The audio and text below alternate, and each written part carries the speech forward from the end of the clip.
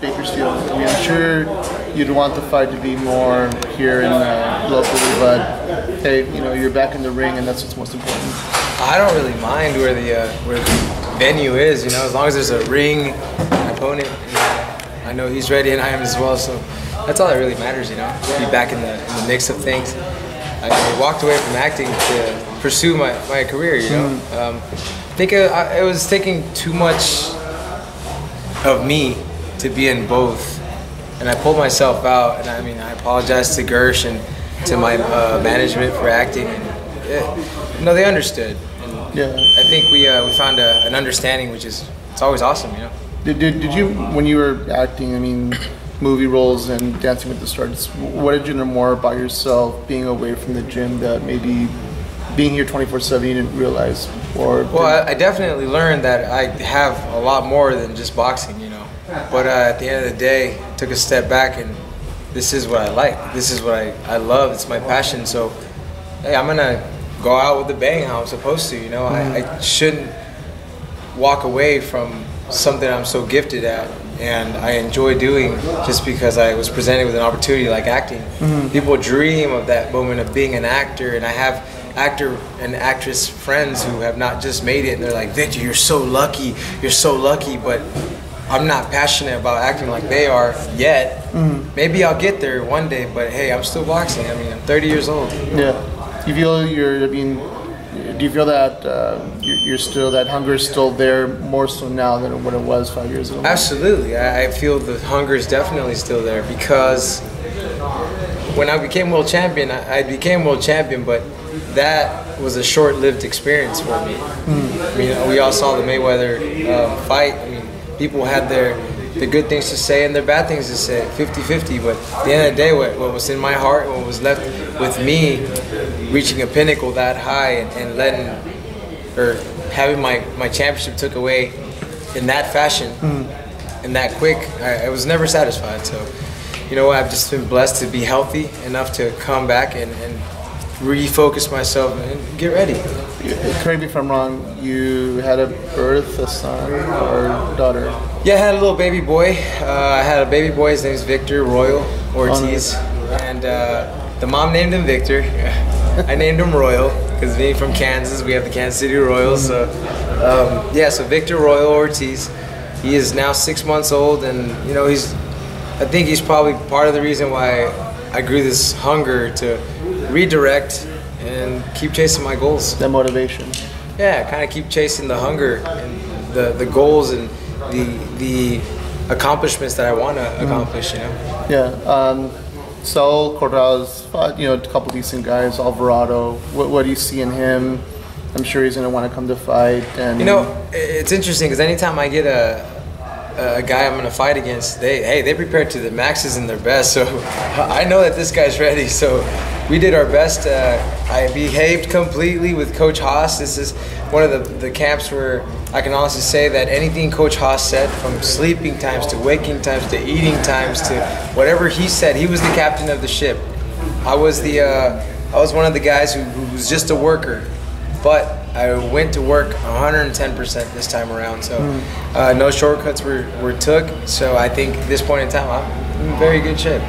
I have to ask because I get so many people locally asked. I mean, you know, could there one day be that fight against Brandon? I mean, and if it's just something that maybe could happen, At this point in time, you know, we had the fight set up 3 different times.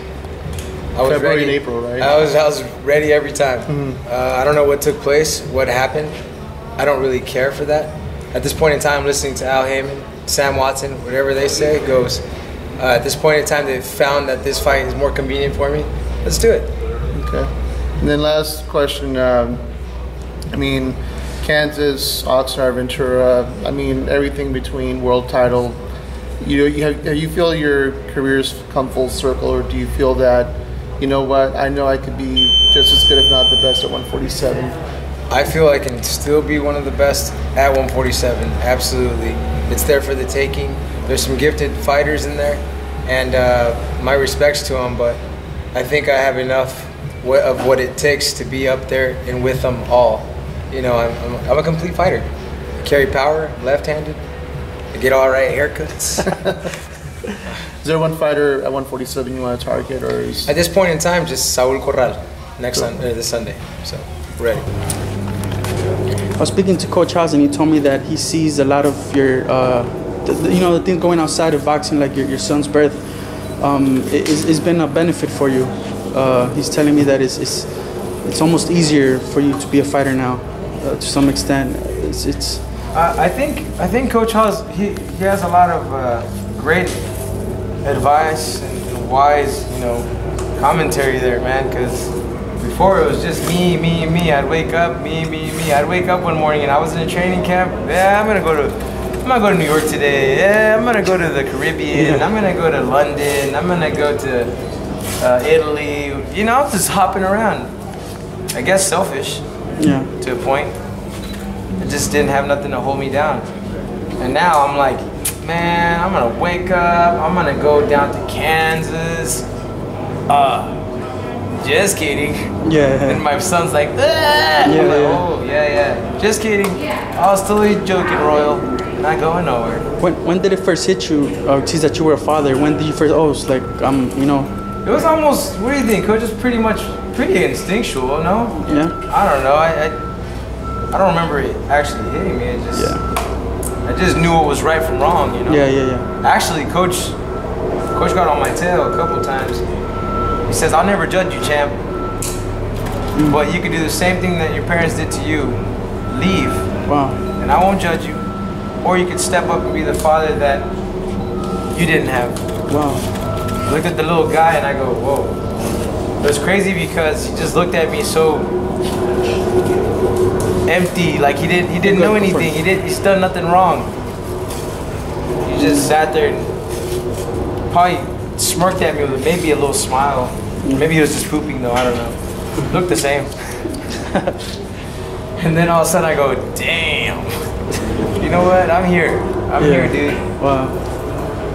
And then I had to drop a little bit of 50 Cent, and I ain't going nowhere, so you can get to know me.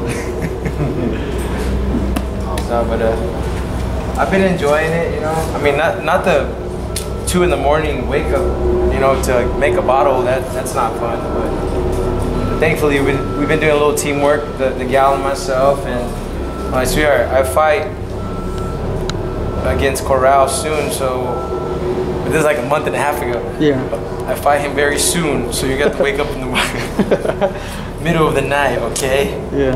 But we did teamwork, you know. But throughout the day, she'd sleep. I'd go take the baby running with me in the stroller and stuff, and then if not, I'd bring him here, and he'd be right here in his little car seat, or what do you call that? The stroller. Maybe in the stroller. I'm still getting used to calling yeah, it. I can see. Stroller, pacifier. You know that one thing they drink milk out of, the bottle, you know, stuff like that. It's all new to me, but yeah, I'm learning. That's cool. But you know what's crazy though? What?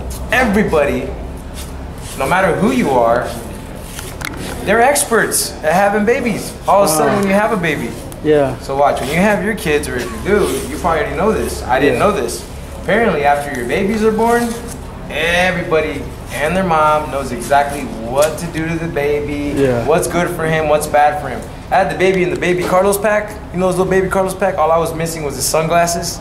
And this lady's like, oh my God, no you didn't. You did not. Why did you put him in that? And I go, the Carlos pack? She's like, it's not a Carlos pack. It's a baby Bajar. I was like, I don't speak that language, but I don't know what you're talking about. The thing where he's hanging. I was like, but he's okay. She yelled at me because, and I was like, wait, do you even have kids? She's like, no, I don't. I was like, oh, I'm gonna let you slide with that one. What was wrong with that? He was hanging out, bro. I found nothing wrong with that. Baby Carlos was doing just fine. Coach, that was weird. I bet. It was really weird.